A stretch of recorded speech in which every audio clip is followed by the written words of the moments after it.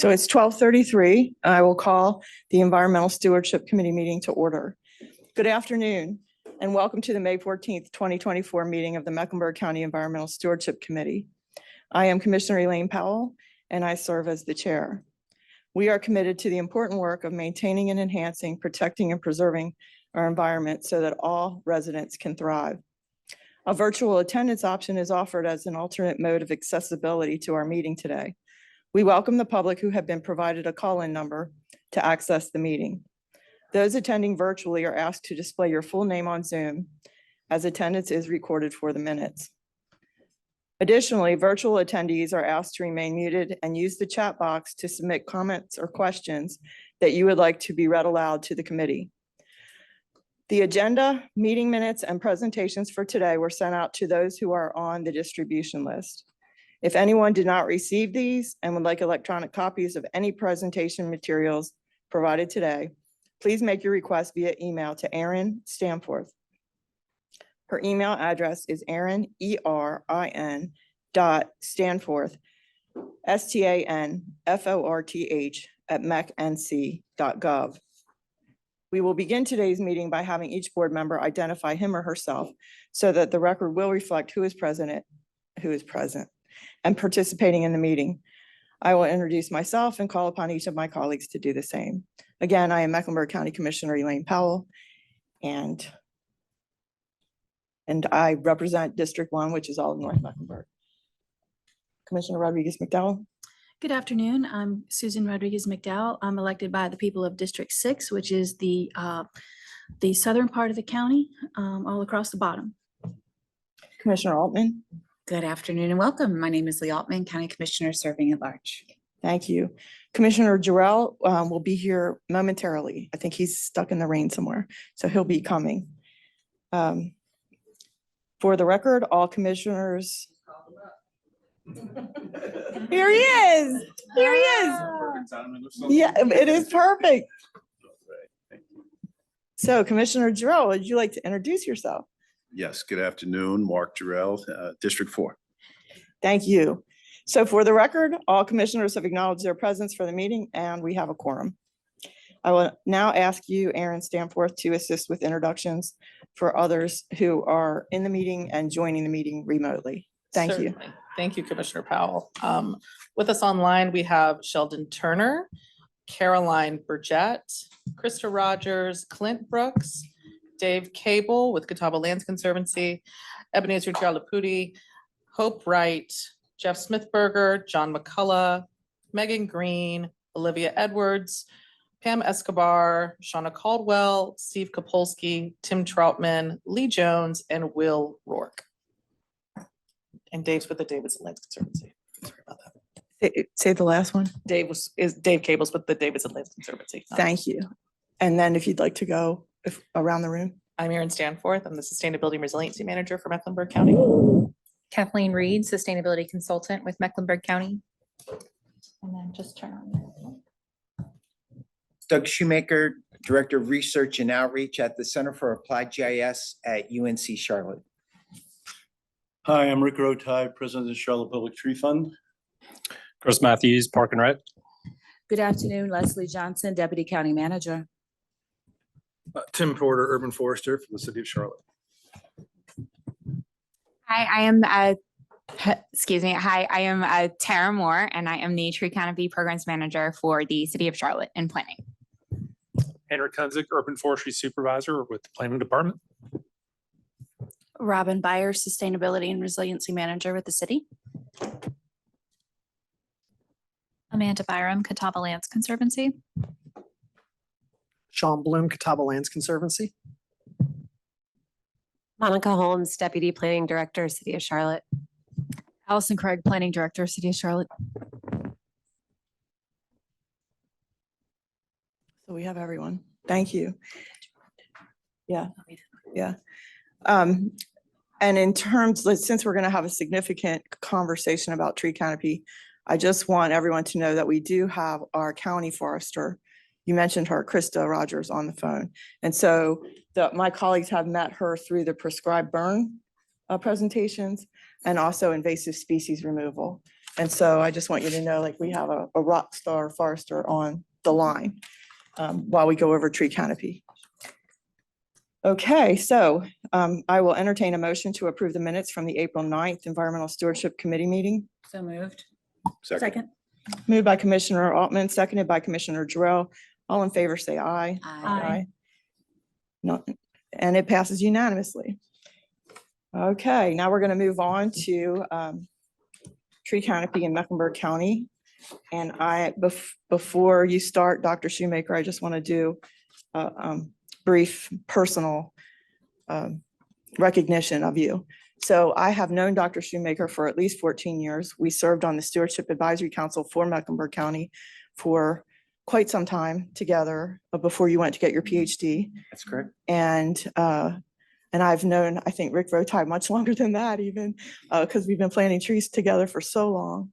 So we have Dr. Doug Shoemaker and attorney Rick Rotai here, who also serves at this time on the Stormwater Advisory Council, but has served in multiple capacities as an engaged citizen who truly cares, like both of them are deeply committed and living true to their values in what they do and advocate for. And I really appreciate you taking the time to be here today. Thank you. Thanks for having us. Thank you. And so for now, I will recognize you. Dr. Shoemaker is now the Director of Research with the Center for Applied Geographic Information Sciences at UNCC, and he will talk about everything he's going to talk about coming up. You need your microphone with you so folks can hear you online. How's that? Is that okay? That's great. Yeah. So thanks for having me. I call this presentation evidence of impact, growth, access, and heat in a future Charlotte. Evidence of impact is what I'm all about as a scientist. So at the Center for Applied GIS, we used space-time modeling techniques to try to predict where in our region things are going to change or phenomena is going to happen and when. All right. Extraordinarily powerful tools that planning can use in the absence of actual things that they can measure to get an idea about what's going to happen. And in this presentation, you're going to see sort of a survey of a bunch of different works that come together to provide a continuous narrative around what's come to be an exciting call to action or a needed call to action around urban heat. So again, Doug Shoemaker, Center for Applied GIS, slide. And today I'm going to talk about slide. Oh, you're going to hit them all. So the overlook killer, urban heat, and its increase in Charlotte. And then in a moment, I don't know if this is a correct decision to make, in a moment of sort of sardonic humor, how to DIY your own urban heat island right here in Charlotte. So we're going to look at sort of the steps that we've taken historically to put us in a place of anti-resilience, in a place of being brittle about facing oncoming climate change. Some conclusions that I can draw from the evidence, and if we have time, a success story. Always nice. Slide. So this is a very motivating slide. I made this slide about a year ago for a class presentation, and it really knocks home this message, or maybe a discovery, that heat kills more Americans than floods, tornadoes, and hurricanes combined. All right. We've got some great estimates. It's a meta-analysis of hospital records and disaster records. And heat is the #1 environmental killer out there. And I want to dwell on that slide for just a second. And in talking about this with my colleagues, I'm going, so why is that? And I realized that heat is such a new thing that we don't have infrastructure in place to take care of it. Like when we talk about flooding, we have maps that map what the probabilities of flooding are every 5, 10, 25, out to sometimes 500-year floodplains, right? We have evacuation routes. We have infrastructure in place to let people know what's going on. Same with hurricanes. We have an entire part of the year. In June, we're going to be reminded that it's hurricane preparedness season, right? Where are your flashlights and your candles and your extra water, right? Heat's been flying under the radar. Do we have these things? Maybe some things. It's very minor, and I hope that this presentation brings that to the forefront of things that our county needs to protect itself against in the immediate future, I would say. Slide. So how hot is it going to be?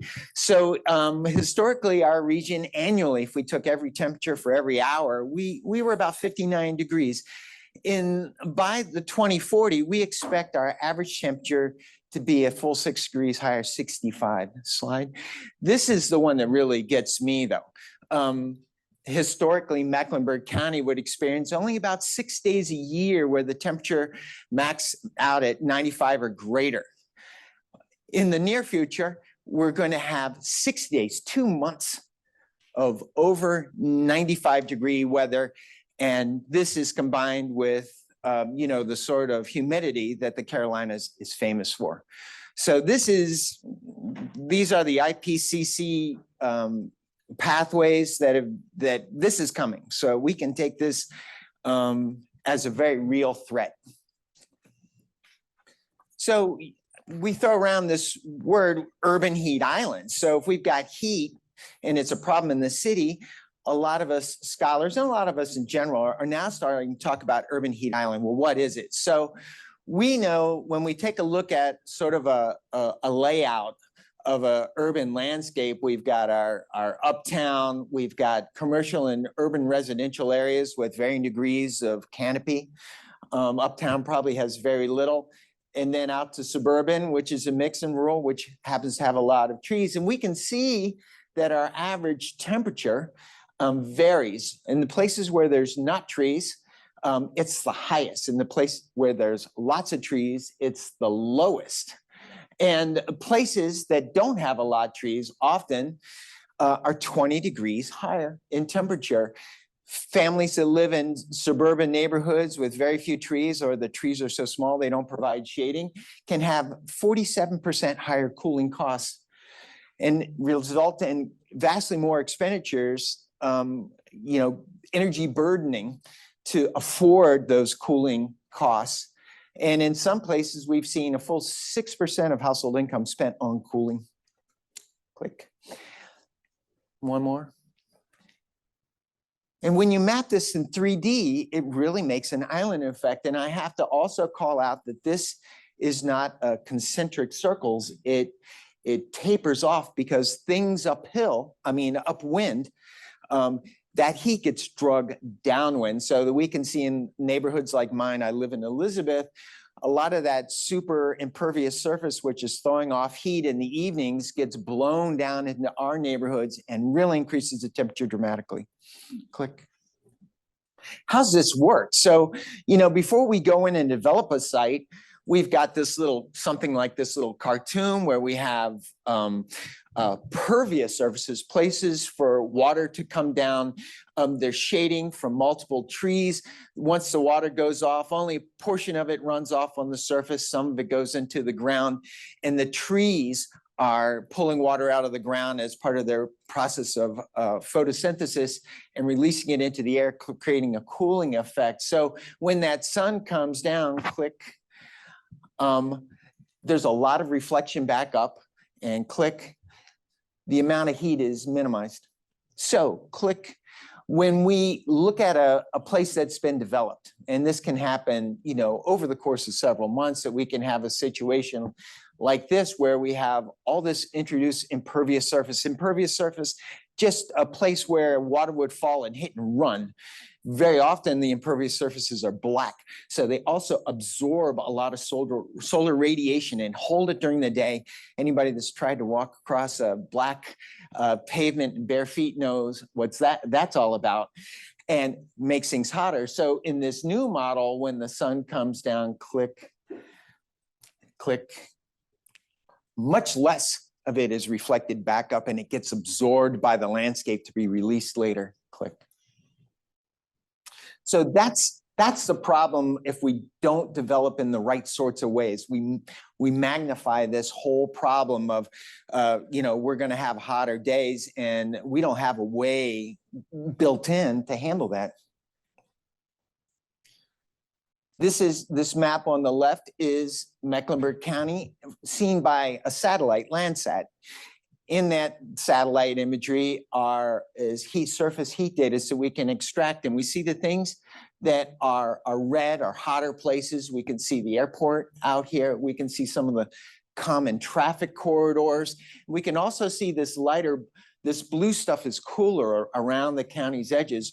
When I take and I plot our 144 neighborhoods, and register their heat, I end up with a plot like that, where on this is from a single day in August 2018.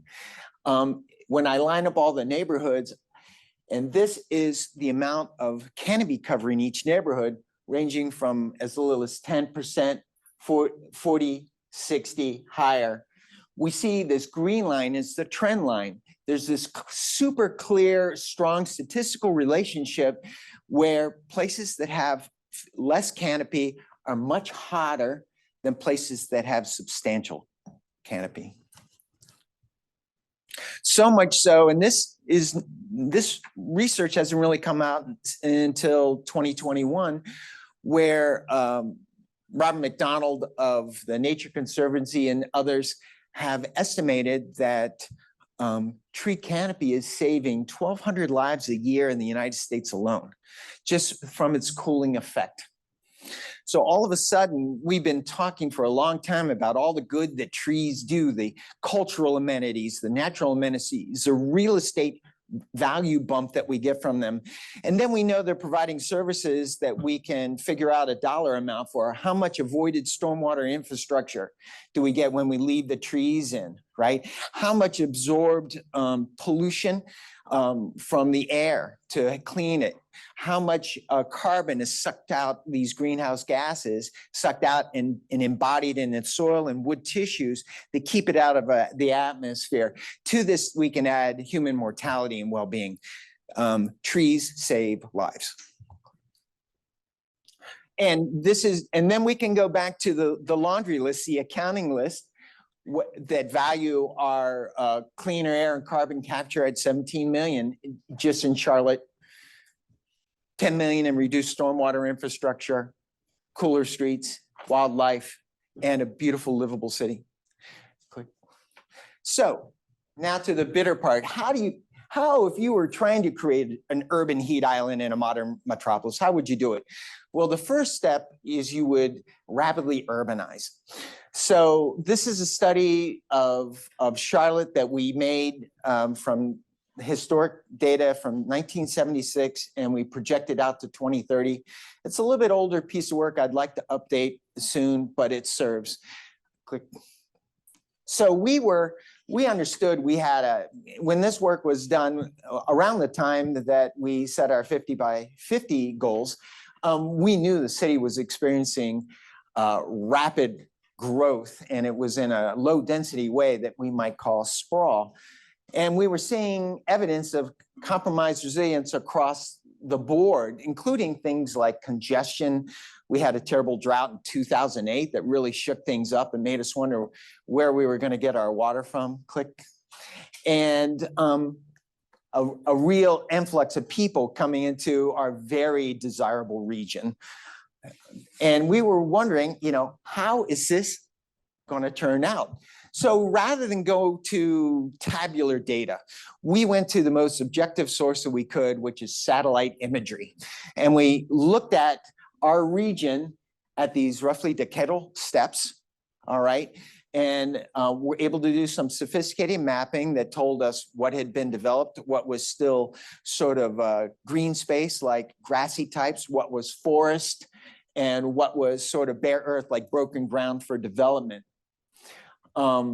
And in modeling that, you can read the entire paper at Minamata et al. We were able to come up with a map like this, and this is the likelihood of selling. The lands that are red were lands that at the time of analysis that were green fields, not developed, and they were under intense development pressure. And the blue areas, not so much. Further afield, away from transportation corridors. All right. Click. And when we do some thresholding, we can start to make maps like this, where dark green is sort of a combination of forest and farmlands. Yellow is development. Blue is water. And let's look at this in detail. Click. So this is what the county would have looked like in 1976, where a full more than 80% was still green. 96, only 60%. 2006, we went past the 50% threshold. To 2010, 36. Growing a quarter.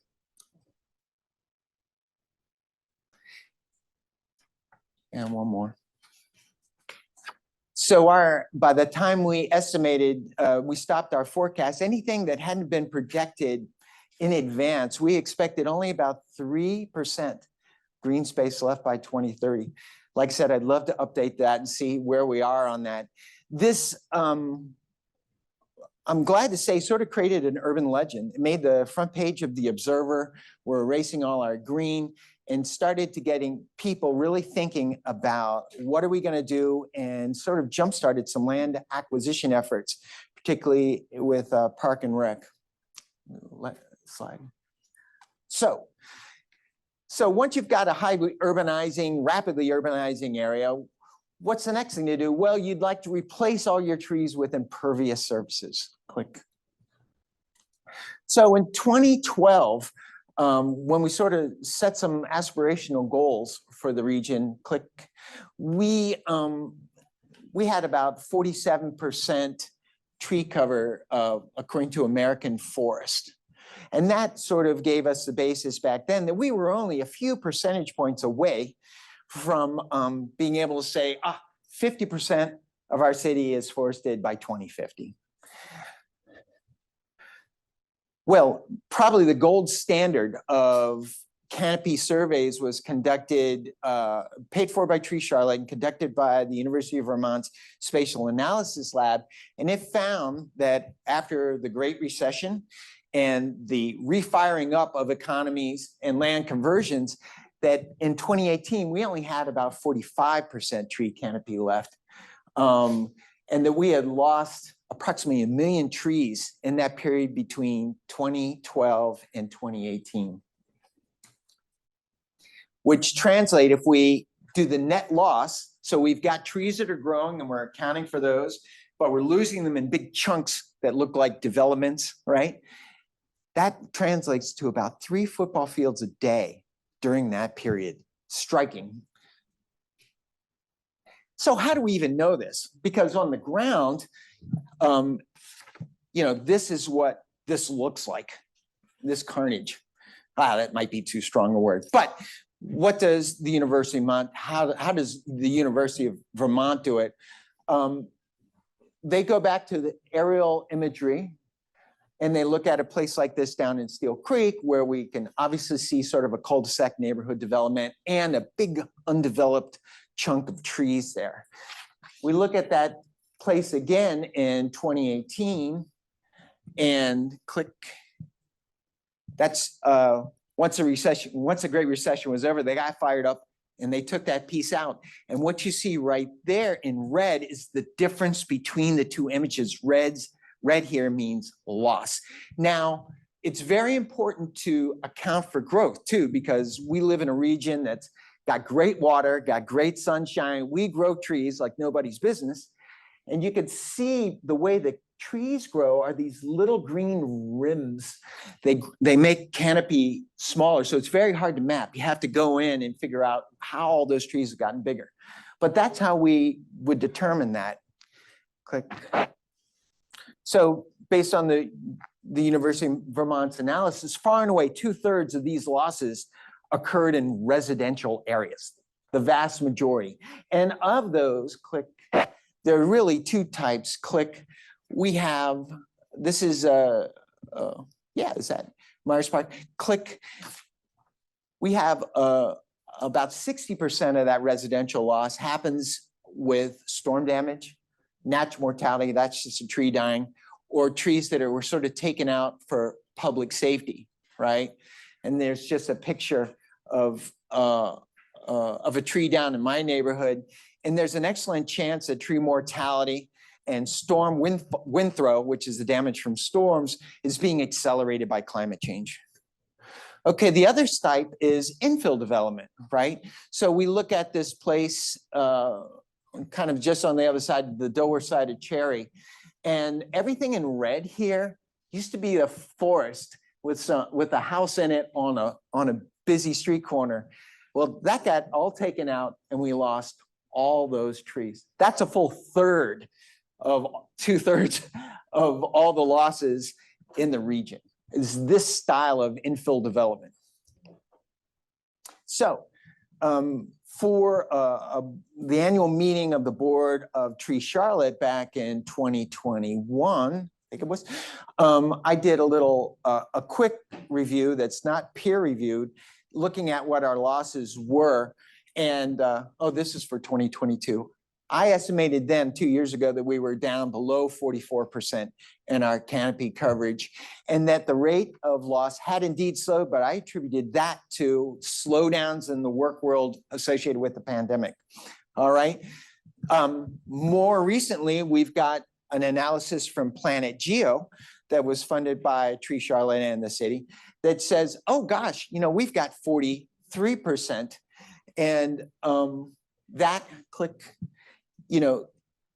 I view that finding with skepticism. I actually just got the actual raw data, and I'm able to go in and find out what the difference is, because there's quite a disparity in what we're seeing here.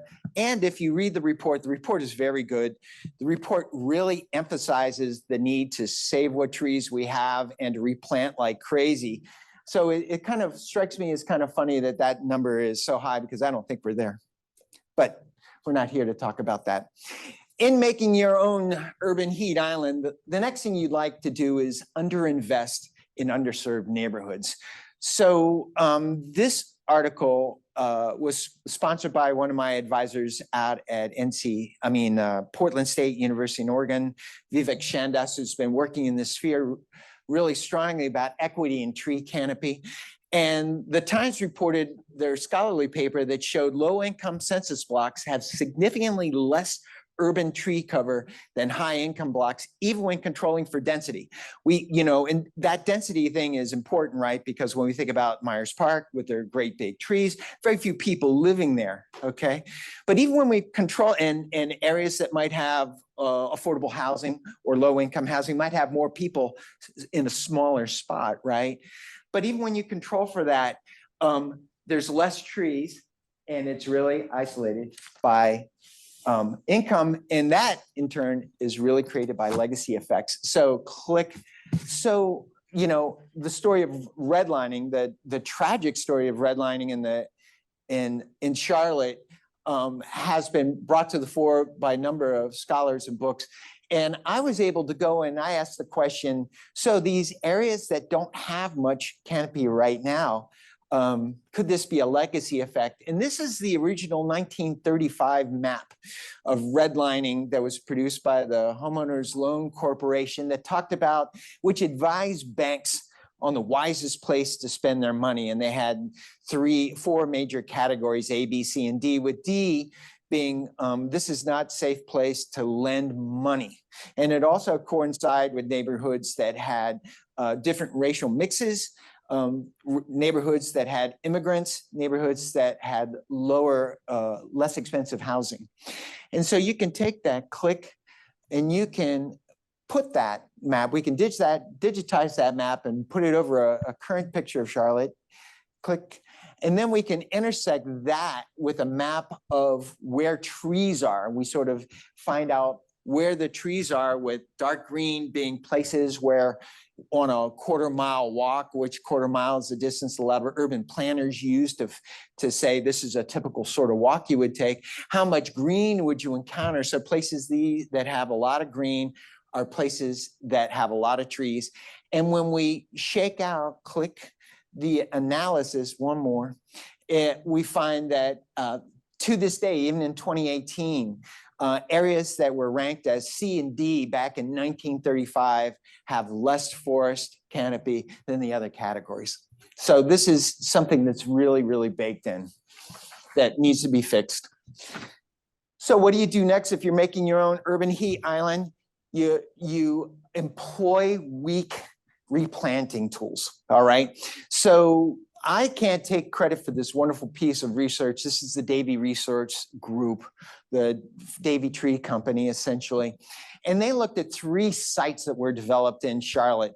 One of these is Rhea Farms. And if you look at the map on the left, you see what this looked like pre-development. It was an all golf course. You can kind of see the fairways and the big chunks of forest left in between. And post-development, essentially everything that's in orange there were things that were taken out in order to make this new development. Click. And when you plot the amount of trees, and now we've got time along this axis, and then you have percent canopy cover along the Y, that pre-development, even as a golf course, it had over 26% tree canopy. During development, it drops to 7.6. Prescribed planting, I imagine this by the city, said you had to plant this number of trees. It became 15% tree canopy. And then if you assume the annual growth that's expected for this region, at most, this site by 2046, at most that site will have under 18% tree canopy. So the ideas of sometimes it's pitched to us that, hey, we're gonna develop this area, and then if you give it 20 years, it'll look fantastic. It'll have big shady trees everywhere. This explodes that myth. Let's try another one. So here's Waverly, which is right across the street from what we just looked at. Slide. This one was 56% before. They took it down to bare earth, the entire site. And this was the prescribed planting, 478 trees, 428 trees. At an annual growth rate, this site, the best this will ever do, 3% from 60. All right, let's try another one. Here's Riverbend out the edge of 485 in Berkshire, I think. Pre-built some pasture lands in a matrix of forest. Mostly taken out, trees lost. Let's see what the analysis said. 68% before, taken down to 10%, prescribed planting 348 trees. In a best case scenario, without planting more, only 13% canopy recovered. So Davy decided to, hey, let's put our finger on the scale, and we'll take Riverbend in this case, and we're going to do a couple lines. Here's our baseline where we just go by the original prescription of replanting. But let's do this light green line where we add a few more trees this year, additional 25 per year, and this darker line here where we do 100 trees per year, all right?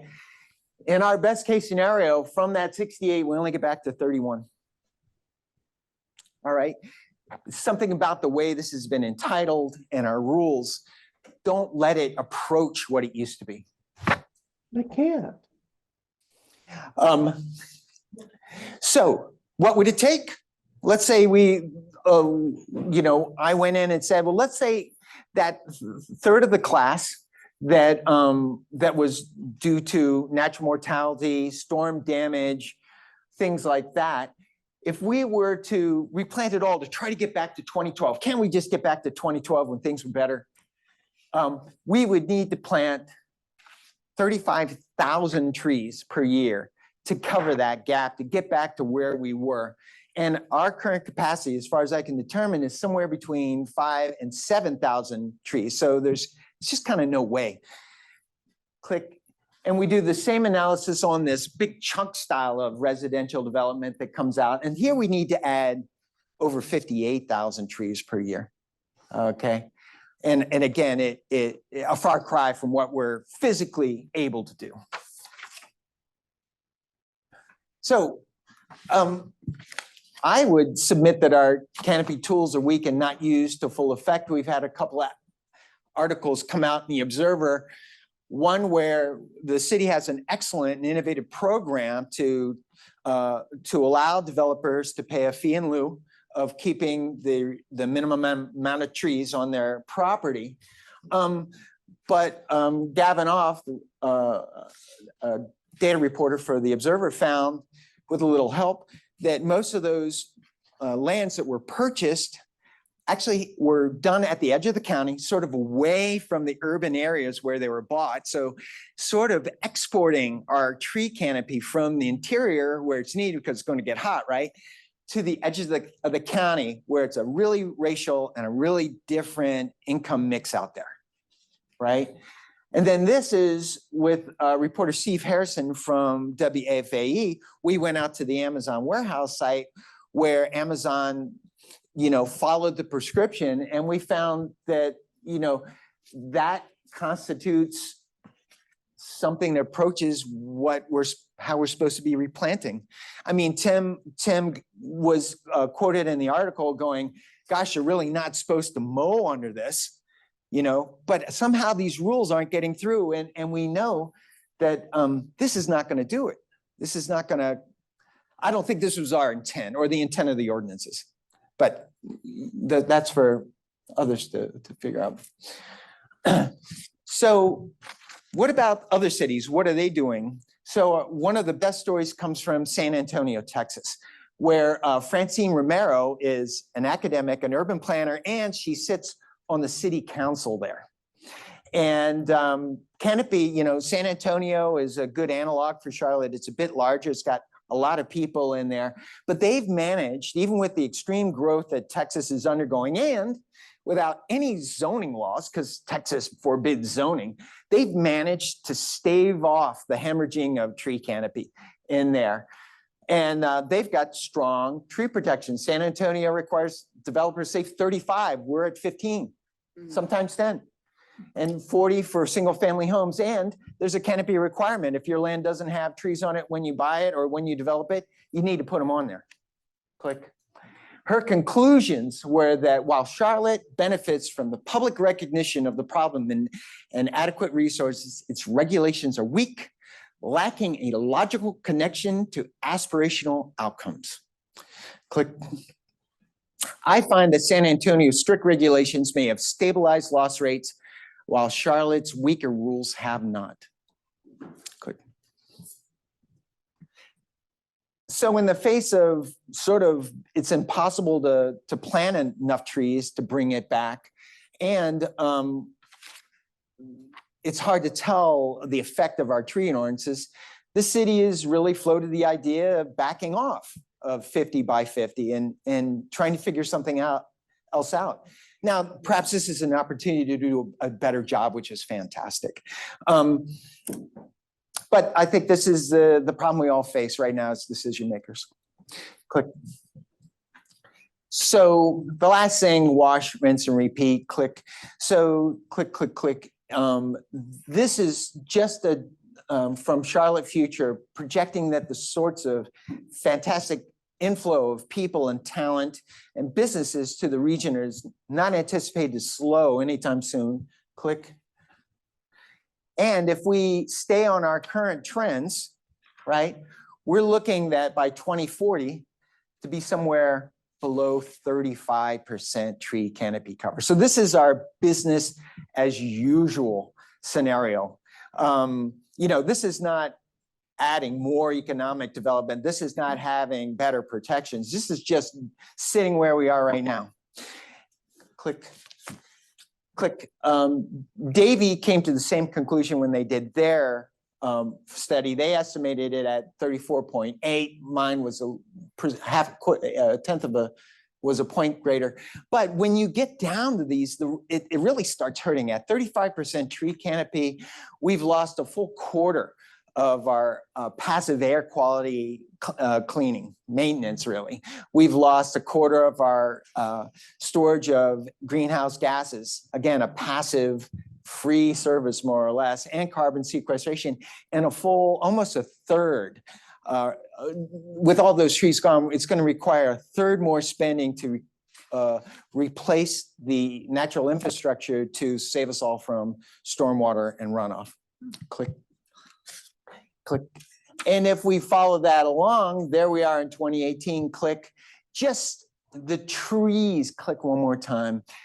Just the loss of trees. So this is before we consider that the temperatures are rising. If we just pretend that the temperatures are going to stay the same, just reducing our average trees down to about 35% is going to bring about a 2-degree increase over what we have been experiencing our benchmark here, 2018. And that also means that we're in a terrible spot for when things start going south on us. Conclusions. So we can't plant our way out of this mess. A lot of very good organizations were started with that. Planting is going to be essential to a solution, the balanced strategy needed, but planting can't be the only thing that we're doing. We have to use, improve, and enforce the excellent and sometimes region-winning ordinances that we have in place. Second, we've got to retain, we have to stop losing so many. I don't know how we're going to do that. Maybe this is a place for markets to get involved, for the real estate community to get involved. How can we get onto a new business practice that doesn't require us cutting lots down to bare earth before we build, and then plant, plant, plant. And I think this really rang for me. It's hard for us to think of trees as actual infrastructure rather than an amenity. And because of that, we don't allocate sufficient funds, says Dr. Stones of GIT. If we think about it as actual infrastructure on par with investing in roads and sewers and everything else, these costs will become more acceptable for us. So we need to do better here. And things are already afoot. At UNC Charlotte, we won an award from the National Science Foundation to host some promising student researchers. And I've managed to land a superb student from Ohio State University who's going to be working with Rick and I to do a GIS analysis and find places that the county owns already, and preferably in riparian corridors where we can go and plant and start to claw some of this back. So our student, Natalie Stoltz, is going to be meeting with stakeholders, and probably you, I hope, to figure out what's important to our county and help us come up with a prioritized list of places that we can plant. Now, again, most of the trees and most of the work that needs to be done is on private property here, but public is a great place to start, especially if we're able to find some low-hanging fruit. And thank you. Thank you. And I'd like to give you a chance to, like 3 minutes if you need it. Rick, if you'd like to talk about like your perspective for the Charlotte Public Tree Fund. Sure.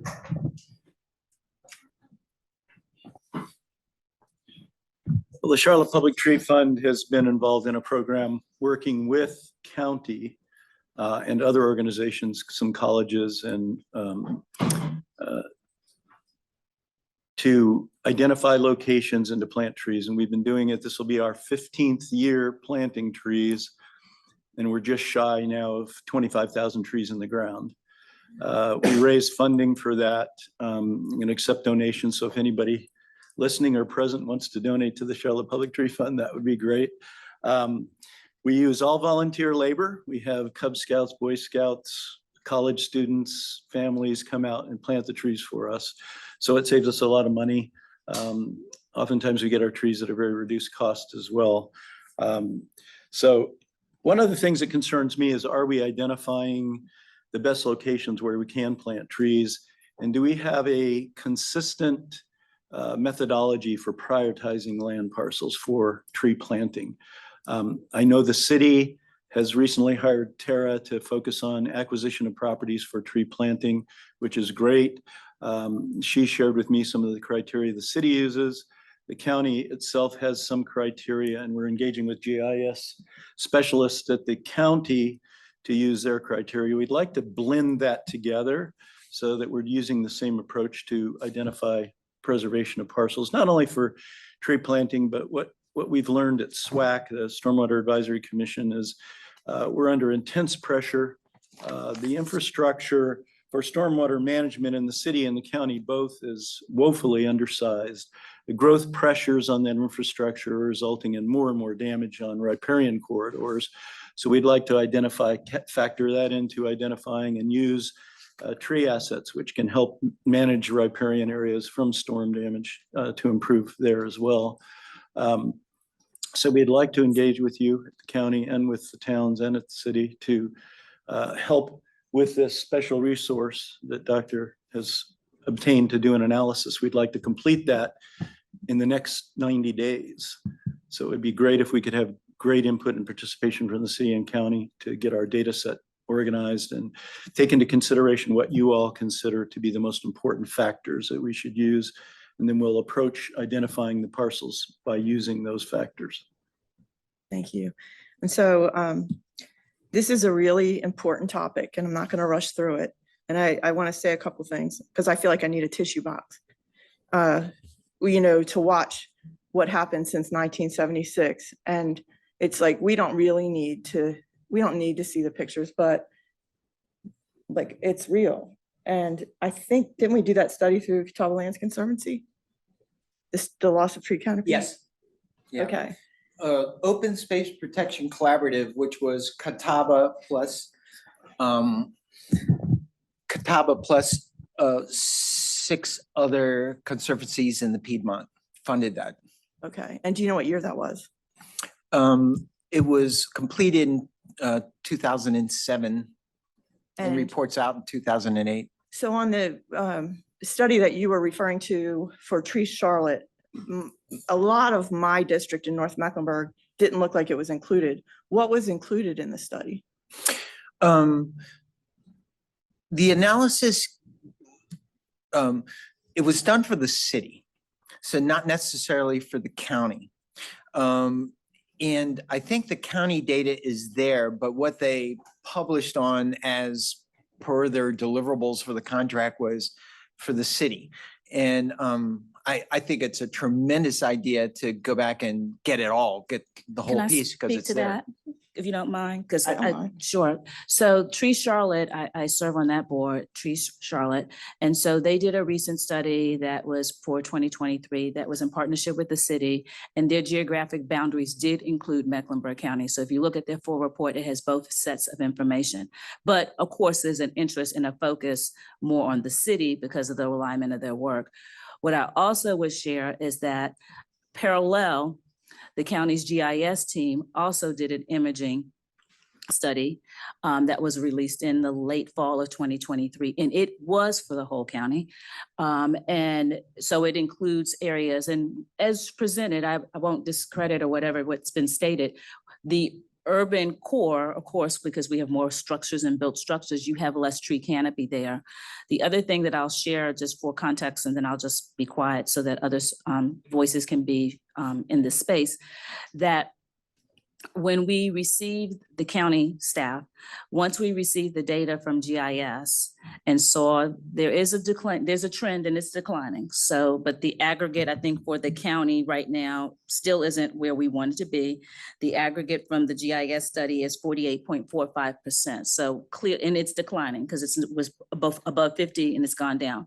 What we then did as a team of us started assessing and layering that data with, there's a tree canopy explorer set of data, and been targeting, just as he's referenced, we've already started targeting things that could be areas of focus, coupled with the fact of being mindful of our equity inclusion lens from environmental justice, and then layering other things where, as noted, a lot of the parcels will be private sector parcels. So the strategies have to be very different than what we already do in our regular land acquisition process. But thank you. Thank you. And I'm going to say a couple more sentences and then let my colleagues go through one round of questions before we start with Mr. Porter. So My grandfather used to say all the time, what's it all about? Like, what's it all about? And it's out of balance. And there is suffering. There's suffering now from people with asthma, from heat, from loss of wildlife habitat. There's suffering, not just for humans, but for wildlife. Even lichens. I mean, like when you destroy a natural forest, how do you ever get the lichens back? So there's a relationship, like before you even got to the slides on, there's an environmental justice component. There's a relationship to chronic health problems, the less trees, the more problems, which is, air quality is how I came into this world of caring about the environment, because I saw suffering in the hospital. When I see the disappearance of the tree canopy for the future, I know that suffering. Like I have seen it. I know it. When we went to Austin, Texas for NACO, if you carried a personal fan with you, you still couldn't breathe because of the urban heat. And I thought I never want to go back there. And so when you show these slides and there's this feeling of, like you say, well, people could dispute this. We don't need to get stuck in disputing. It is real. We are losing canopy. And when we worked on the Catawba area plan for multiple years, we talked about how important that tree canopy was on the west side of Mecklenburg. It is like the left lung of Mecklenburg County, and it's being devastated, and somebody said to me the other day, well, when you guys make decisions, you really need to think of Maslow's hierarchy of needs. And I thought, well, I don't think Maslow thought anyone was dumb enough to destroy their environment, because, clean air and clean water should be right up there with food. And so we think we need to recreate a hierarchy of thinking about how to protect the environment. So there's no doubt that people are doing their jobs with the guidelines that we have. Like, yay. And so we talked about this in stormwater. Everyone came when we were in that stormwater meeting, and you were there, Rick, where everybody from the county was doing their job, everybody from the city was doing their job, but it's not enough. And so that's why we are here. Like, what can we do to make it better? Because it is not enough. And so when I drove here, I saw examples of really bad replantings, under power lines. And I thought, these oaks don't have a chance. Like, they're beautiful now, they're babies, but 6 years from now, they're going to be hitting the power lines. And so how can we do better in multiple ways, especially with like requiring significant native replantings, but the enforcement of what happens when you don't do what you're supposed to do as a developer.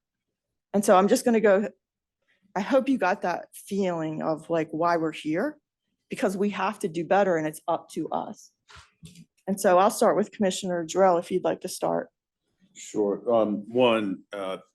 I love that, the presentation. I mean, the information was dynamite.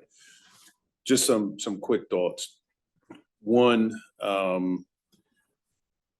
it teed up for me. I was curious. One, is there any data that really drills down on the cost? Like, what does this cost us long-term going into 2050? Because a lot of times we don't make the decisions aren't made until it's hitting people in the pocket. So when you go to Commissioner Powell's point around issues around health, just the whole economic situation that we'll be facing in the future. I'm just curious around, what is the cost, and is there any information out there around it? So there is information, and with computer models are getting better and better. So it's really relevant to go down to one area that we went into was Revolution Park. And we were able to go in and measure actual trees. And for 19 volunteer homeowners in this 225 household neighborhood. And we found that the trees contributed something on the line of $10 million a year in their ecosystem services. And a lot of that, they're proxies, avoided, air quality cleaning, avoided water runoff. But the biggest bump came from real estate values. Neighborhoods with mature trees get a huge property value bump there. So it's been done. Now, what has it been done? Now that we understand that this direct relationship between trees and human mortality, we have yet to tassel apart when somebody goes to the hospital and they've got a problem with a pulmonary, emphysema or some asthma is the classic one, right? How much of the contribution of that is due to poor environmental health?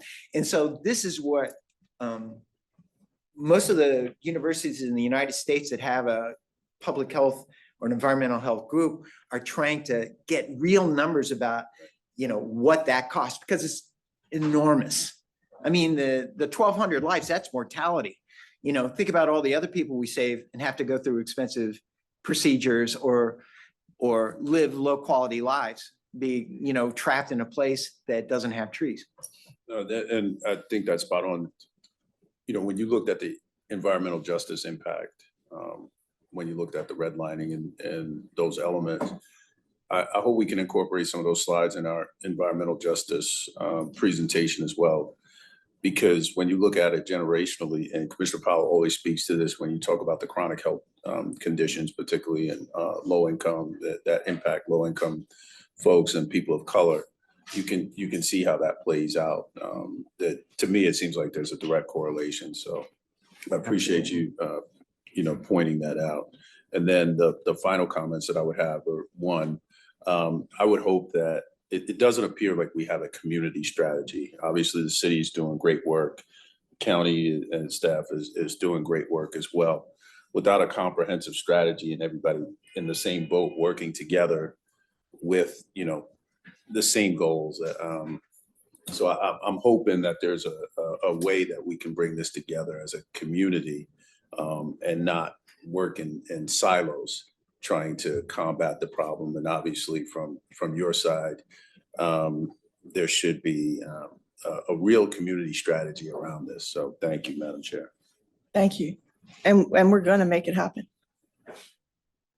Commissioner Rodriguez McDowell. Thank you.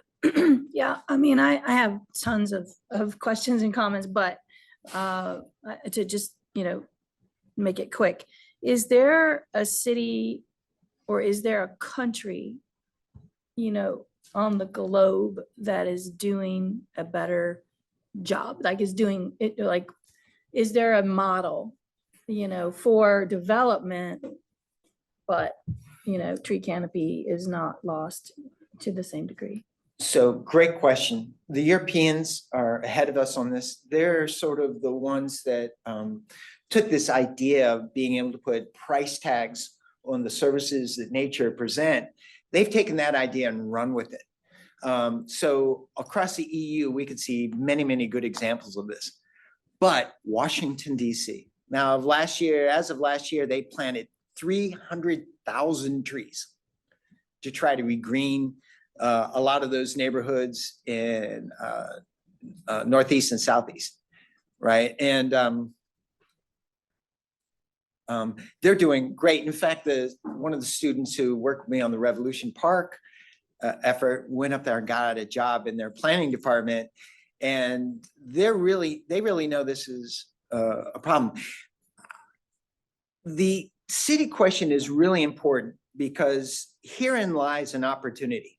We know that our county, our city compete with all the other cities in the United States, and particularly in the Southeast, which is red hot, right? For talent and investment, right? And right now, Atlanta's trying to do something.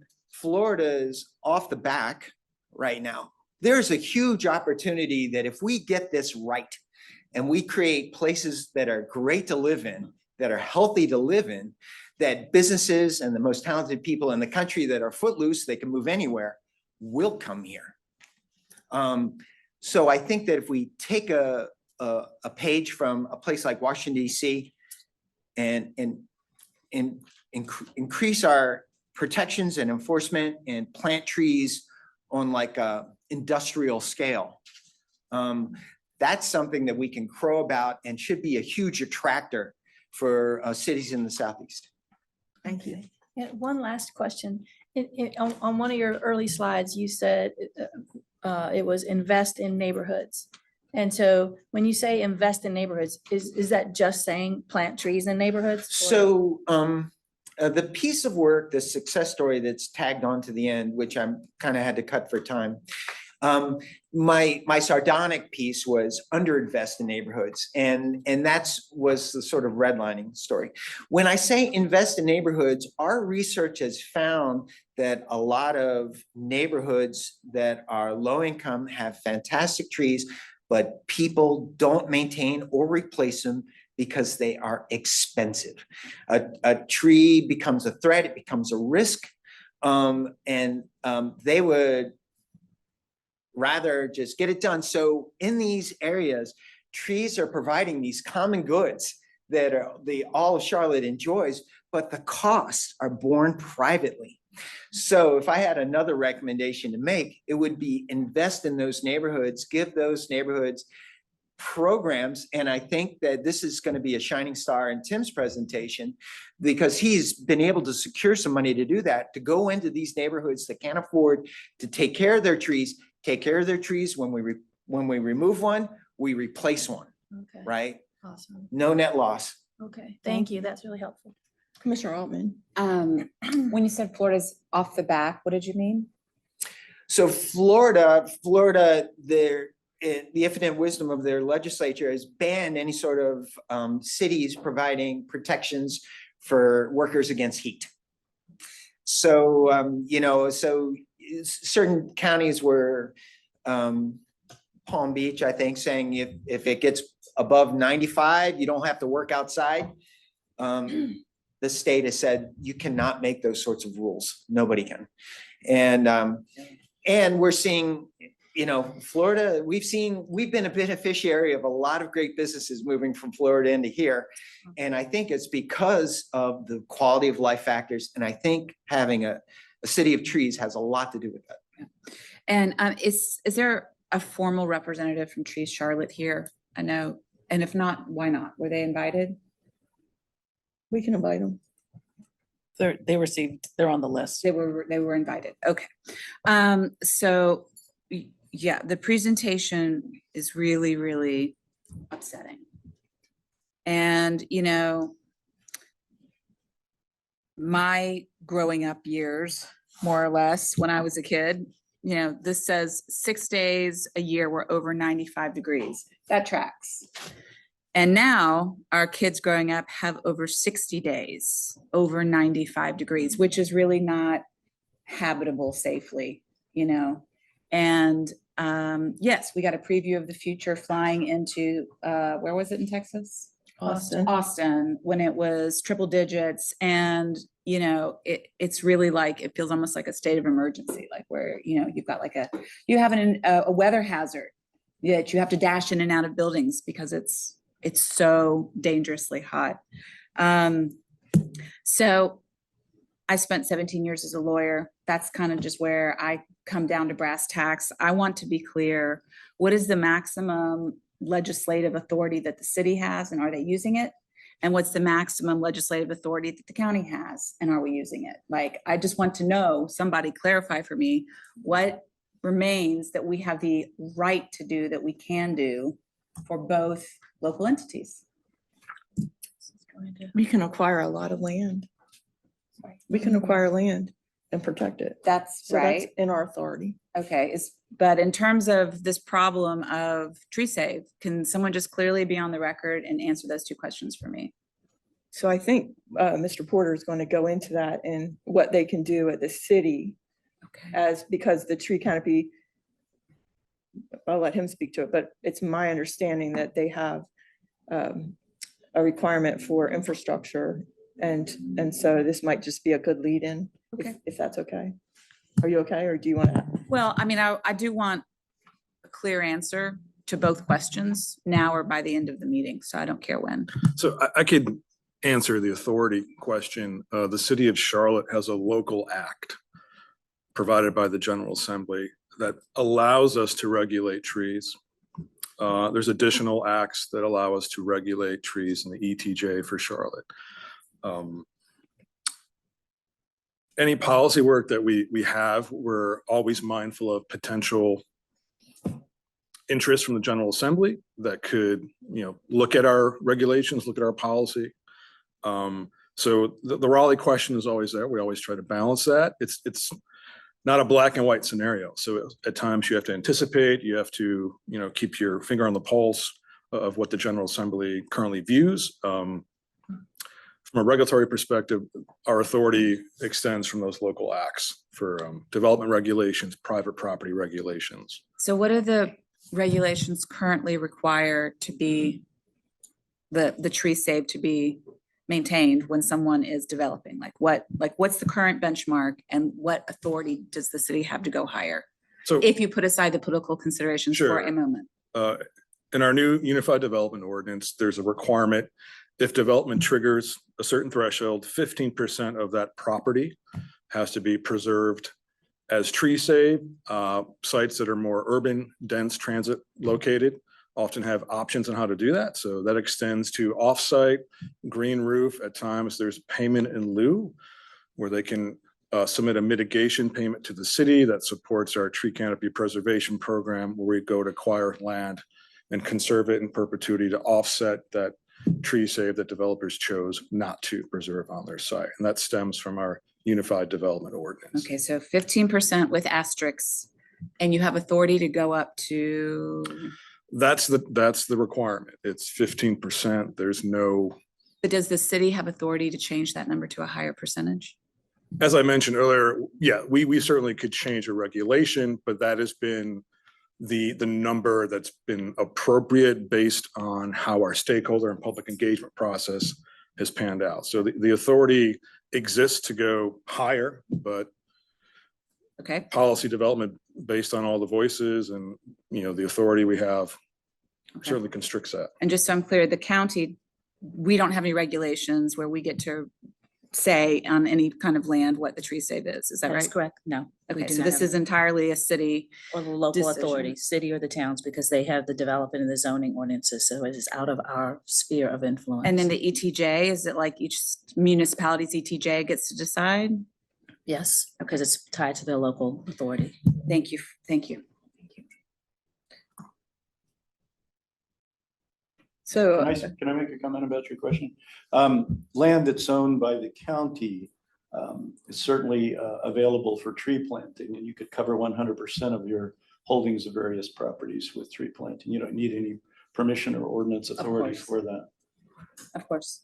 And so we have done significant work as this county commission to acquire land, to protect tree canopy and other natural resources. So while some people think it's just for parks, parks does significant work to protect our forest and to protect our water and stormwater management. And so it's really the only way we have, the only tool we have as a county is to own the land to protect it.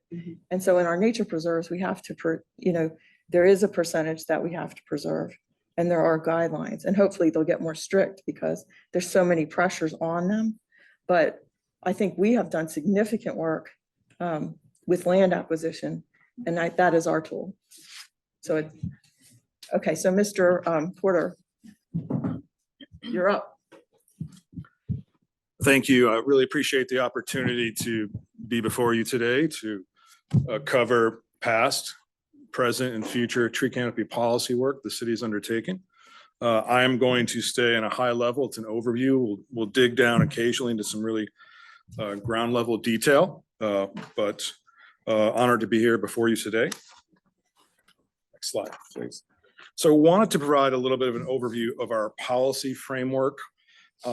at the highest level, the comprehensive plan, the 2040 comprehensive plan is the policy that guides our tree canopy policy objectives, programs, services, that is supported by the tree canopy action plan.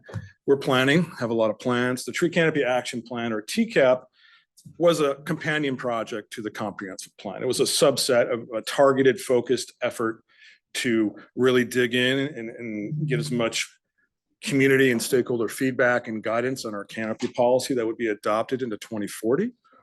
The Urban Forest Master Plan predated that, and our citywide 50 by 50 tree canopy goal. Those are the main city council adopted policy that guides all planting, preservation, public investment, programmatic and regulatory efforts that we have to achieve policy goals. Next slide, please.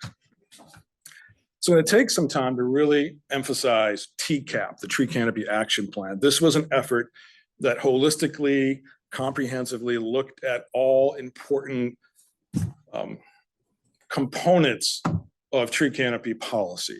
The Urban Forest Master Plan, the previous policy work, 50 by 50. Dr. Shoemaker mentioned the canopy analysis that Tree Charlotte completed with the University of Vermont. That was part of the tree graphic. You can see that outreach and that policy development work was based on the values of the comprehensive plan, which are seen down below as the root system of the tree. So this effort was really intended to be a comprehensive effort to bring in as much as possible from every focus area on tree canopy that we have. Next slide, please. Overarching goals of that initiative were to really have an honest, open dialogue. This is certainly a crossroads moment in tree canopy policy for the city, not the organization, but just in general, the city itself. It reminds me very much of what happened around 2010, 11, 12, when we had new ordinance requirements adopted. Tree Charlotte was founded. There was a major canopy analysis that came out that had some alarming results. It's another similar time here. So having that honest dialogue is really important right now. This plan, again, from 2021, was to build consensus, act on other plans, and look at adjusting, well, recommending two primary focus areas of recommendations: regulatory concepts and policy objectives for non-regulatory. We knew the UDO was coming right behind the comprehensive plan, so this was an effort to really have ordinance concepts front and center for City Council to consider to adopt in the UDO. Next slide, please. Here's a snapshot of goal number 7 in the 2040 comprehensive plan. I'm not going to read this or ask you to read, but this is the main area in our comprehensive plan of our tree canopy policy. Major focus areas include regulatory, public investment, which includes services and funding to partners and programs. There are dozens of tree canopy policy objectives in there, and we expect our next policy effort to provide recommendations to update this plan. Next slide, please. So this is a lot for the eyeballs. It's a little bit of our humble brag slide here. We just want to show there's been a lot of high-level efforts. Certainly, we have more work to do, and not everything has been perfect, but this just shows the commitment of the organization and the community over time to study. So all the green text indicates formal analyses, robust analyses the city has been part of or connected to. There's policy efforts on there. There's programs in purple. The tree canopy preservation plan is in there between 2014 and 16. That wasn't directly connected to a regulatory issue, Tree Save. The program is funded 100% by developer paid fees. It took us a number of years to build an actual program to support that. Capacity has always been an issue for programs for government agencies. So we hope to better understand the success of these programs and how we can better position these programs in the future with partners, with the city. And we're going to study that in Tree Canopy Action Plan 2.0 on the far right, or TCAP 2. That's something we're looking to initiate this summer. It's looking to bring in our current policy and our master plan and our canopy goal in the comprehensive plan and to consolidate as much as possible into one really urban forest focused plan. And have that council adopted, and to provide new guidance and path forward leadership for the next, well, to mirror 2040, for the next, at this point, 16 years. So our policy at a high level, there's multiple tools or strategy areas we use to implement the policy. There's regulatory, of course. So we have the UDO, which is focused on development. We have our Charlotte Tree Ordinance, which is a non-development ordinance that protects trees in public street right-of-way on publicly owned property by the city. It also has our first private property citywide regulation protecting heritage trees. We also use maintenance and operations to provide services to maintain canopy. We have programs and we have partnerships, and I've listed some of our key partners, of course, publicly partnering with the residents of Charlotte, Tree Charlotte, my colleagues behind me at Catawba Lands Conservancy, of course, the county, and there's many, many other stakeholders and partners out there that we want to grow and expand partnerships with and establish new partnerships. Next slide, please. So focusing a little bit more on our regulatory tools. Recently in the UDO, we increased preservation and planting requirements in all development areas. We have 4 main regulatory focus areas. There's street trees, there's internal trees on private property, there's tree save, and now we have heritage trees. Something I really want to emphasize, that first sub-bullet under UDO, is the fact that the city is now regulating single lot infill development. This did not occur previously. And as Dr. Shoemaker showed in his presentation, incrementally on individual lots in residential areas, that has been a major source, the highest source of canopy loss. So development we know is part of that, and so we're now regulating that. Tree save. Tree save component to it, that regulation? I'm sorry. An individual lot? I'd like to keep moving. I can come back to that, Rick, in just a moment here. So tree save for single family subdivisions previously was 10%. We know that that's the greatest source of tree canopy in our community and also the greatest source of loss of canopy. So that led to increasing 10% to 15% for that type of development. If you had less than 10% tree canopy in a single family subdivision previously, you didn't have to do 10%. If you had 5%, you could stay at 5%. Now, no matter what, you have to do 15%, which means preserve if you have it or plant back. There's no options for single family subdivision. You can't pay your way out. You have to preserve and provide tree save in all cases for single family subdivisions. Heritage tree is a really new important regulation that was intended to help slow canopy loss on residential properties and throughout the city. It preserves 30-inch trees that are native to North Carolina. It's the first time it's been adopted. It certainly could be stronger, but it is achieving some goals. Right now, it's tracking where they are. It's preserving some. We're also getting significant mitigation for replanting. Developers have to pay $1,500 a tree anytime they remove one, and they have to plant back at least one tree.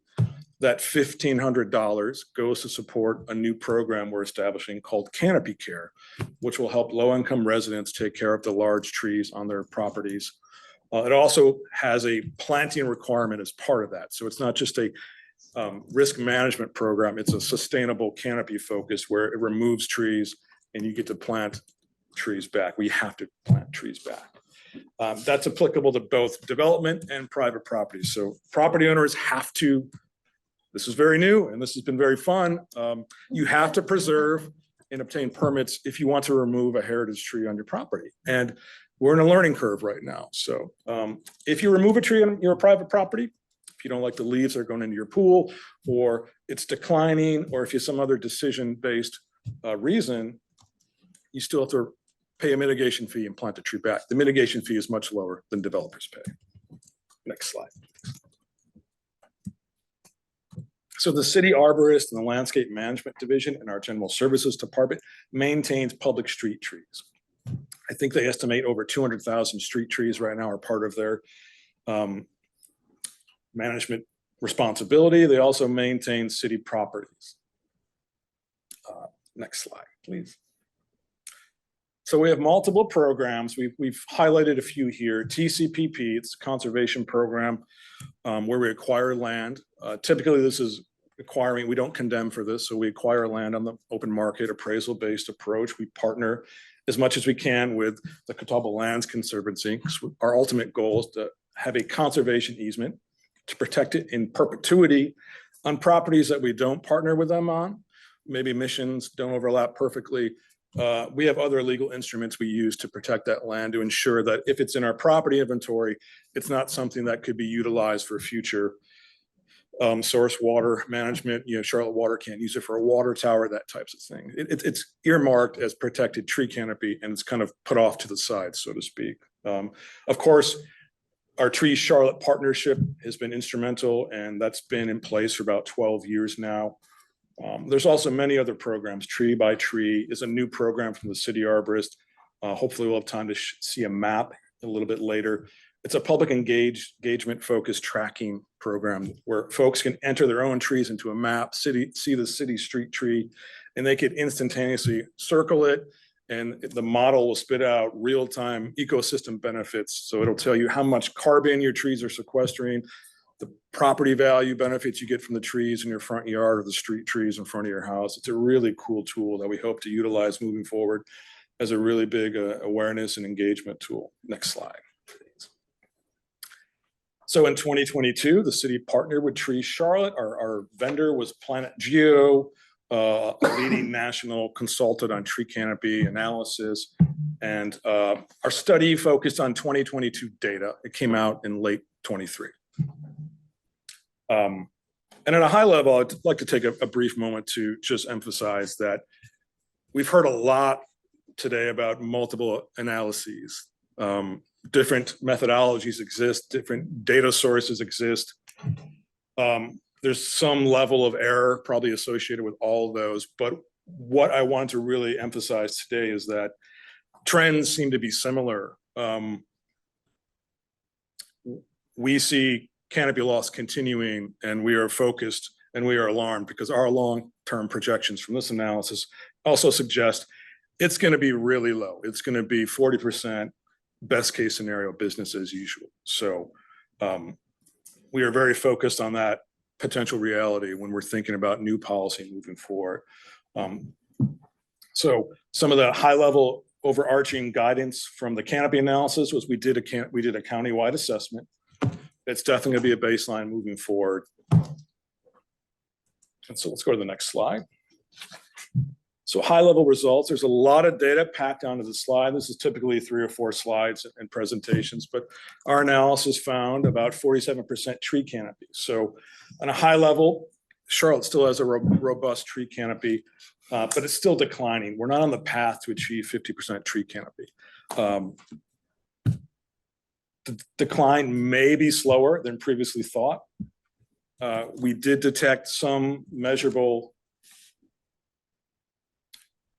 result of canopy efforts. Tree planting and preservation are having impact. So I think there's more so than ever. If you go back to that timeline slide, don't have to do it, but all the dots of the canopy analyses going back 16 years, the methodology, the software, AI has allowed much more greater capturing of incremental growth on trees. So if a number of years ago, we could not capture just year-to-year growth on certain trees or forested areas, that seems to be something that's much more measurable now. And residential areas, they're our greatest source of canopy, possible planting area, and loss. So that indicates policy focus should be given a big target in that area. Next slide, please. Continue with results. 40% maximum canopy cover in 2050. So we are far from the path to achieve our citywide 50 by 50 goal. So I think on a high level, what I heard from City Council recently and the community during our TCAP process is that there is still interest in keeping 50 by 50. I think the city is definitely interested in, if that takes place based on this next canopy policy effort this summer, we really want to include much more intentional, scalable goals underneath that. A 50% citywide canopy cover goal doesn't really mean much. If we achieve that, that's great. But if there are red line areas where the temperature is so much more higher than more affluent, high canopy areas in South Charlotte, do we really achieve something there? I think we want scalable, intentional goals that move us from a trees are good, plant and preserve, because trees preserve. Well, they help manage stormwater, water, air quality, carbon sequestration, property values. All of that has been based in our policy for a long time, but we can be much more intentional and strategic about it. And sometimes that means scalable, local, neighborhood scale, regional scale. That could be implemented through the regulatory world, programs, and public investment. As I said earlier, some incremental canopy gains have been detected, and based on our analysis, those gains offset most of the detected canopy loss. One of the most alarming things we found on the bottom there is that only 9% of our canopy suggested by this analysis covers impervious surface. So I think that aligns greatly with the information Dr. Shoemaker was providing in his presentation, is that heat and equity related to everything, especially to air temperatures, surface temperatures, is really critical. So we expect that to be front and center, an equity focused policy effort with temperatures being part of that primary focus. Next slide, please. I'm going to glance over this really quickly. The main takeaway here is that 9 out of our 10 place types, which are high level planning designations. So think zoning, and this is a step above that guides growth and development in those 10 different areas. We saw canopy loss in all areas except parks and preserves. So, that's a feather in the cap to Mecklenburg County there. Canopy growth from our analysis only saw in that area. All park and preserve place types. They're not all Mecklenburg County owned properties, but most of them are. Catawba Lands Conservancy, city owned parks. There are a few, some of our conservation land are in there. So I wanted to highlight that. We saw loss. Some of it was very small in other place types. Next slide, please. Again, a lot for the eyeballs here, but we have a lot of great data by neighborhood. These are neighborhood profile areas, which are countywide. They're based on census block designations. We have some great mapping that shows canopy loss and gains in all these areas. We're going to move hopefully quickly to a really cool mapping tool in a second that'll show this at another way. Next slide, please. Before we get to that tool, some important themes. This is the high level summary. There's really much more meat to the result, but we still have a very robust, resilient canopy, but we're facing a lot of threats.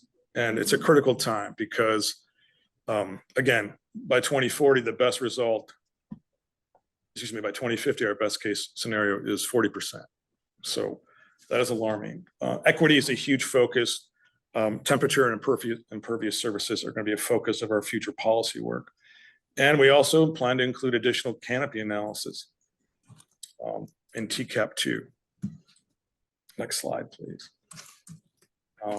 Dr. Shoemaker also covered a lot of the ecosystem and other types of benefits provided by Charlotte's tree canopy and the county's tree canopy. These are numbers from our analysis for the city of Charlotte boundaries, I believe.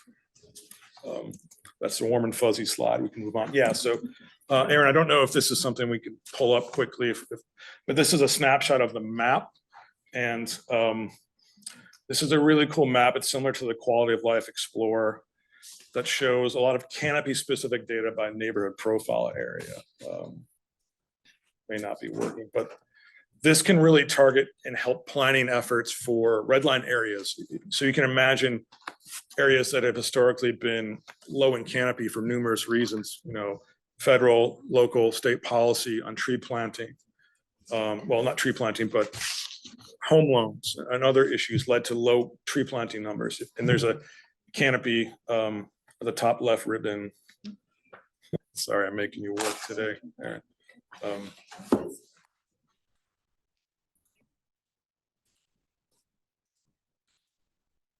Top left, there's a canopy button next to hub. Yeah. If you just click the launch plan tool right there. Thank you. So you can toggle on a number of tree canopy focus areas. You can see there's areas with low existing canopy, possible canopy, urban heat island. We have some temperature data in this study, and you can toggle that on and off to see where the areas of greatest concern and areas that are greatest potential. Tree Charlotte's going to use this tool as a primary planning tool for their planting efforts and programs going forward.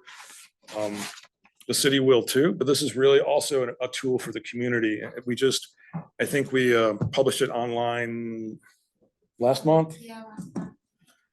So it's something we're going to promote moving forward. Don't have much time to give you a test drive right now, but I wanted to highlight that we're trying to step up our game and focus on tracking and engagement on scalable canopy issues. So go back to the presentation. Thank you. Next slide, please. So next steps,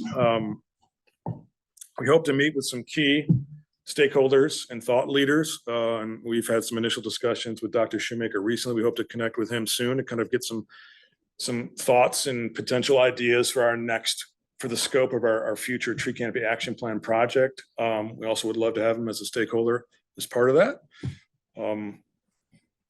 TCAP 2, we're going to go through some of the same engagement work we've done recently with all of our initiatives and public and stakeholder.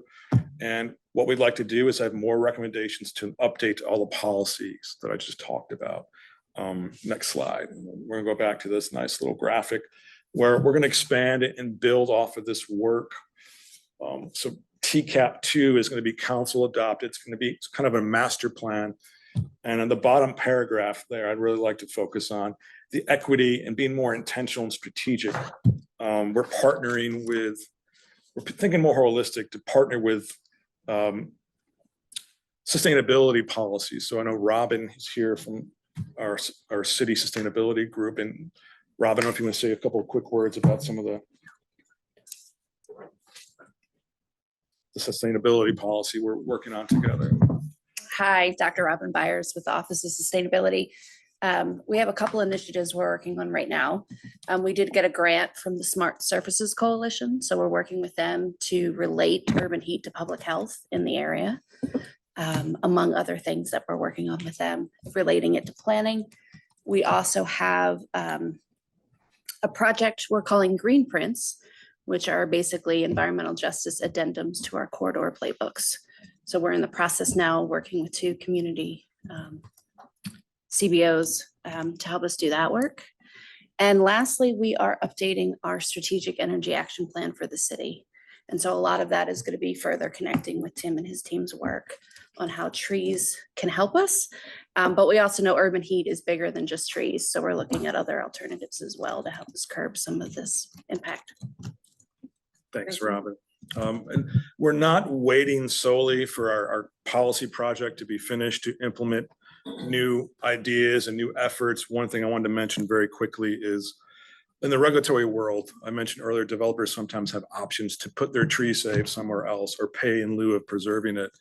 We've implemented a new option that if a developer is going to do offsite tree save, that one of the criteria to get approval for that is to consider preserving and planting on that land in EJ focused area, in red line focused areas that per that map have identified low canopy, higher temperature. It's very new, but that's been implemented for a matter of weeks. And we've had some inquiries already about it. So we're excited. Hopefully that will take and be something that we can build on going forward. So I went through that very quickly, but again, I appreciate this opportunity and happy to answer any questions. Thank you. And Mr. Rota, if you could ask your question after the meeting because you had a question, if you could just ask him after the meeting and then let us know. But while we were in the meeting, I got 12 or 13 texts about the importance of trees for stormwater. So I think some stormwater advisory council members must have tuned in. Anyway, I will give you guys a chance to ask a question, but I said it to you before, Tim, I'm going to say it all the time. So you and all of planning, everyone, elected leaders are counting on you to make strong recommendations. Like they're counting on staff to tell because they don't have the background. And so that's what I've learned in the last 35 years. There's all kinds of elected leaders that don't have the background. And so if they knew more from staff, they would push more, and political will matters. And so we have it. I just want to say it again, elected leaders are counting on you to make the strong recommendations. And I did see the parcel that you bought on North Tryon and are getting a conservation easement on. And when you say in perpetuity, are you putting a conservation easement on all the parcels that you acquire through this mitigation fund? We attempt to. So if we have a program partner like Catawba Lands Conservancy behind me, we absolutely will implement a conservation easement. We'll donate a conservation easement, but in some cases where properties don't align and the interest isn't there, the partnership doesn't work, we file and record two things: a notice of intent to reserve easement and a declaration of conservation. So that's recorded similar to like a plat or a conservation easement. It goes into the deeds office and it's there. And internally, it also says we can't use this for affordable housing. Is very important, but it has to stay in perpetuity protected. It's not tree save at that point. It's a higher level protection. Tree save, it's a regulatory protection that can change, that can go away. But these properties are intended and protected in perpetuity as tree canopy. Because that's what it need. All these properties need layers of protection, or else they're going to get developed and encroached on. So wrapping up, I'll start with Commissioner Jarrell. Yeah, thank you for the presentation, number one. Two, this is really more for my colleagues. That tool I think is phenomenal. I can't wait to go in and really play with it a little bit. But with respect to the heat map that comes up on that tool, I just want to remind my colleagues, whether we're talking about, any of these quality of life indicators, social determinants of health, the map shows the same thing for this community every single time. And that is the crescent and the wedge, right? It's the same thing no matter what data points that we're looking at. And so it just begs the question, and I'm so glad Commissioner Powell brought up political will. That map has got to change. that heat map has to change. I do like I guess you said it's been in place for the last couple of weeks, this idea around trying to steer developers to invest, which is obviously an equity lens. So invest in areas that have been traditionally hurt. So kudos to you guys for doing that. And I hope that really, really takes off. The last thing I would just say is this. I'm a little shaky on this fee in lieu sort of deal. I don't know enough about it to really speak to it. I can understand what we're trying to achieve and using the pot for land acquisition and so on and so forth. I hope it's not an encouragement for folks to take an easy way out, right? So I'll pay my way out of this thing. I'm hoping that there are other circumstances as to why someone would choose to pay as opposed to replenish. So I'll leave it at that. But with full visibility saying, I don't know enough about it. I haven't seen any data around how many people actually take advantage of that or don't. So I'll leave it there. Thank you, Madam Chair. Thank you. Commissioner Rodriguez-McDowell. Thank you. Yeah, I just want to connect the dots to our upcoming conversation on ETJ. And I think I'm so grateful that you're here, Allison, because I think this conversation is a real wake-up call around those concerns as well. So that's coming up, and I'm really glad we'll be having that conversation soon. So I could say so much more, but I know we're out of time. So thank you. Commissioner Altman. Before the UDO was adopted by City Council, what did Dr. Shoemaker's group or your organization recommend that tree save target be? Like, did you come forward and say, hey, we think it should be 20% or 35%, or you or anyone who is an advocate in the community that has like an organization and this is like your full-time focus? I served on the committee I was part of the stakeholder process for the tree ordinance changes and fought very hard for higher numbers, but it's always a consensus approach and it ended up at 15%. What did you recommend? I think I was recommending 25%. Mhm. And is it possible to bring Dave Cable off of mute and see if he has any input, just because I believe he's the founder of Tree Charlotte? And I would just love to know if he has a quick, anything he'd like for us to hear here. We're his fan club. Dave, unfortunately, I think Dave has actually dropped from the call because we're Okay. over time. Well, it just sounds like the regulations are too lenient. And I agree with Commissioner Jarrell that any mitigation funds should go to planting trees, not land acquisition, especially where we have disproportionality. Thank you. So just to wrap up, and I hope that, Aaron, that you'll send us all the comments because we don't have time to respond. But if you could send them to all of us, I would appreciate that. And we'll get back to whoever had questions. But, in honor of my grandfather, I just want to, remind everybody what's it all about. And like the decisions that we make will impact the health of our great grandchildren. And, when you look at all the, somebody said asthma, it's so much bigger than asthma. It's pulmonary fibrosis, it's lung cancer, it's impact on cardiac health. There's so many people that have heat strokes or their heart is burdened by the stress of the heat. There's so many health implications long-term and many other things. And so we could just have a whole meeting on the value of trees, actually maybe a week-long meeting on the value of trees. So it's urgent and we have to do better. And so, the state of the tree canopy is we need to be very serious at this point about working together to do the best we can for the future. And I am really glad that Dr. Shoemaker and Rick Brotai will be stakeholders with the city because we all have to work together. So if there's a motion to adjourn the meeting. So moved. Second. Moved by Commissioner Rodriguez McDowell, seconded by Commissioner Altman. The meeting is adjourned. And now we have time to rush to the in-between meeting break. Yeah, thank you.